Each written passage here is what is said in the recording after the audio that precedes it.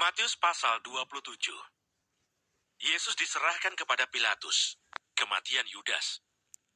Ketika hari mulai siang, semua imam kepala dan tua-tua bangsa Yahudi berkumpul dan mengambil keputusan untuk membunuh Yesus.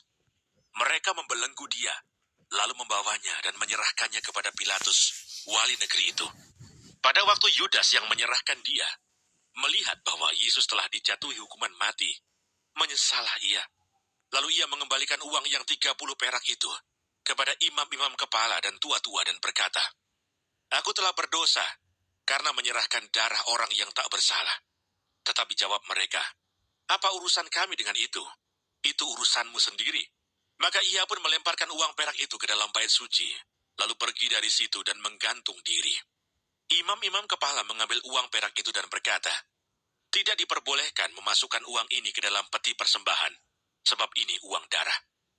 Sesudah berunding mereka membeli dengan uang itu tanah yang disebut tanah tukang periuk untuk dijadikan tempat pekuburan orang asing. Itulah sebabnya tanah itu sampai pada hari ini disebut tanah darah. Dengan demikian genaplah firman yang disampaikan oleh Nabi Yeremia.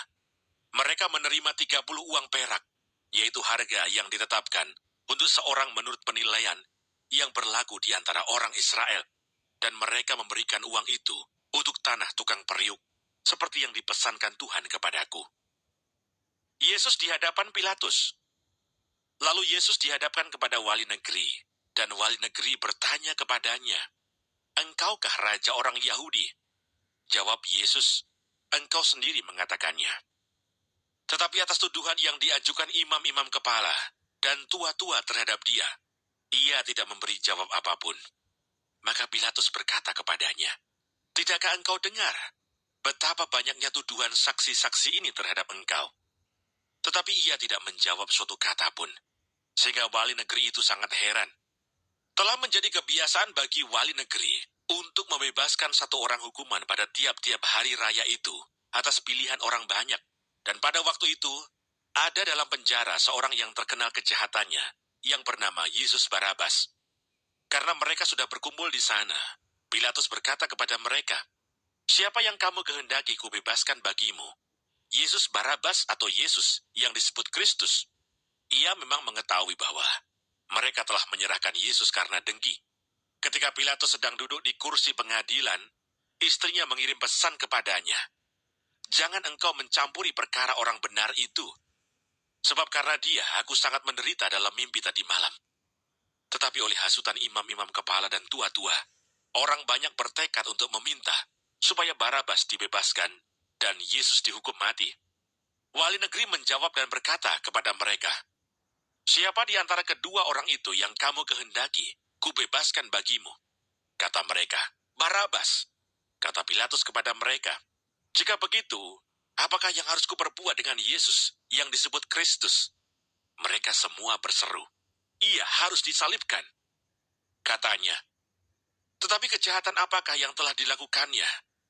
Namun mereka makin keras berteriak, "Ia harus disalibkan."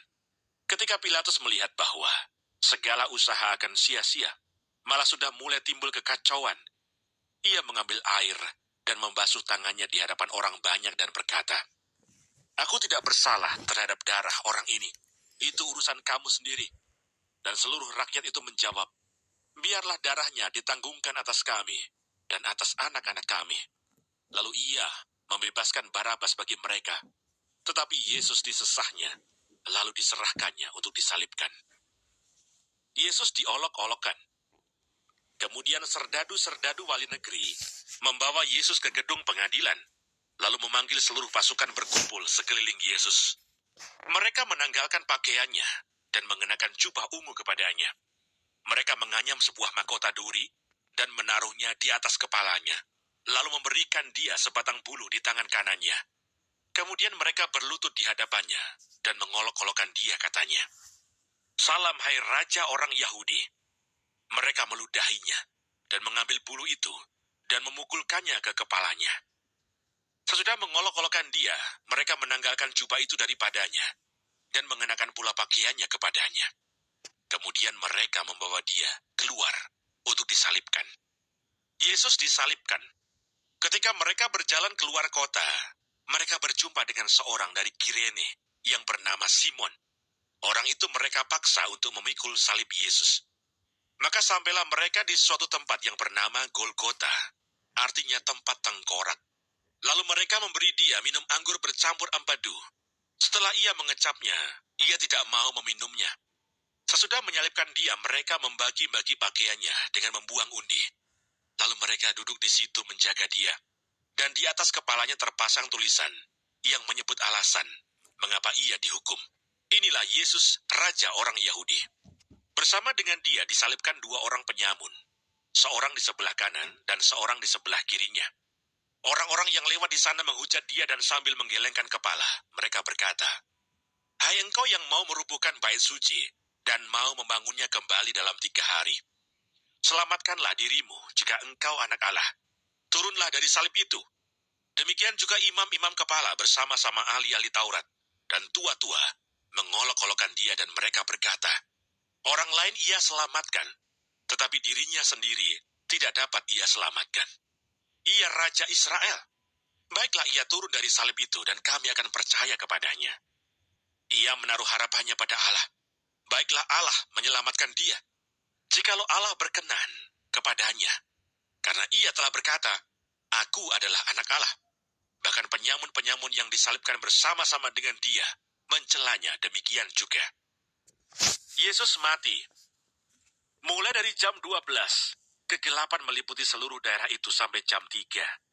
Kira-kira jam 3, berserulah Yesus dengan suara nyaring, "Eli, Eli, lama sabachthani." Artinya, "Allahku, Allahku, mengapa engkau meninggalkan aku?" Mendengar itu beberapa orang yang berdiri di situ berkata, "Ia memanggil Elia." Dan segeralah datang seorang dari mereka. Ia mengambil bunga karang, mencelupkannya ke dalam anggur asam, lalu mencucukkannya pada sebatang bulu dan memberi Yesus minum. Tetapi orang-orang lain berkata, "Jangan, baiklah kita lihat, apakah Elia datang untuk menyelamatkan dia." Yesus berseru pula dengan suara nyaring, lalu menyerahkan nyawanya. Dan lihatlah, tabir bait suci terbelah 2 dari atas sampai ke bawah, dan terjadilah gempa bumi, dan bukit-bukit batu terbelah, dan kuburan-kuburan terbuka, dan banyak orang kudus yang telah meninggal bangkit. Dan sesudah kebangkitan Yesus, mereka pun keluar dari kubur, lalu masuk ke kota kudus, dan menampakkan diri kepada banyak orang. Kepala pasukan dan prajurit-prajuritnya yang menjaga Yesus menjadi sangat takut ketika mereka melihat gempa bumi dan apa yang telah terjadi, lalu berkata, "Sungguh, ia ini adalah anak Allah." Dan ada di situ banyak perempuan yang melihat dari jauh, yaitu perempuan-perempuan yang mengikuti Yesus dari Galilea untuk melayani dia. Di antara mereka terdapat Maria Magdalena, dan Maria ibu Yakobus dan Yusuf, dan ibu anak-anak Zebedeus. Yesus dikuburkan. Menjelang malam datanglah seorang kaya, orang Arimatea, yang bernama Yusuf, dan yang telah menjadi murid Yesus juga. Ia pergi menghadap Pilatus dan meminta mayat Yesus. Pilatus memerintahkan untuk menyerahkannya kepadanya. Dan Yusuf pun mengambil mayat itu, mengapaninya dengan kain lenan yang putih bersih, lalu membaringkannya di dalam kuburnya yang baru, yang digalinya di dalam bukit batu. Dan sesudah menggulingkan sebuah batu besar ke pintu kubur itu, pergilah ia. Tetapi Maria Magdalena dan Maria yang lain tinggal di situ, duduk di depan kubur itu. Kubur Yesus dijaga. Keesokan harinya, yaitu sesudah hari persiapan, datanglah imam-imam kepala dan orang-orang Farisi bersama-sama menghadap Pilatus. Dan mereka berkata, "Tuan, kami ingat bahwa si penyesat itu sewaktu hidupnya berkata, 'Sesudah 3 hari aku akan bangkit.' Karena itu perintahkanlah untuk menjaga kubur itu sampai hari yang ketiga. Jikalau tidak, murid-muridnya mungkin datang untuk mencuri dia, lalu mengatakan kepada rakyat, 'Ia telah bangkit dari antara orang mati,' sehingga penyesatan yang terakhir akan lebih buruk akibatnya daripada yang pertama." Kata Pilatus kepada mereka, "Ini penjaga-penjaga bagimu. Pergi dan jagalah kubur itu sebaik-baiknya." Maka pergilah mereka dan dengan bantuan penjaga-penjaga itu, mereka memeterai kubur itu dan menjaganya.